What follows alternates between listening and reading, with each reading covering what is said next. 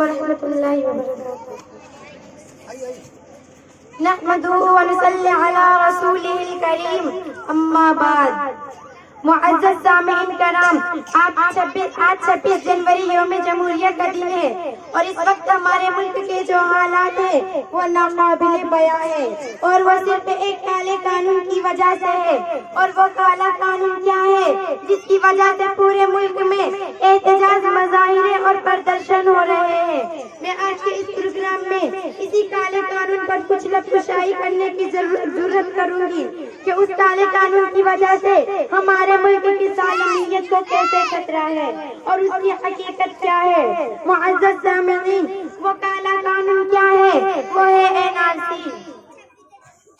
NRC शहरियों का एक कौमी रजिस्टर है जो हिंदुस्तानी शहरियों का एक फहरिस्त है जो सिर्फ 1951 में आसाम के लिए तस्वीर दी गई थी और बाद में 2019 में दोबारा अपडेट की गई। तारीखी वजह की बिना पर बंगाली बोलने वाले हिंदू मुसलमान आसाम आ गए थे। इस ताल्लुक से सुप्रीम कोर्ट में आसाम में एनआरसी की गई थी। इस हकीकत को समझना चाहिए कि एनआरसी सिर्फ आसाम के लिए थी या पूरे मुल्क के लिए। एनआरसी के बाद एनआरसी के अमल में चंद खानदान के अरकान को शामिल किया गया और चंद को बाहर कर दिया गया था।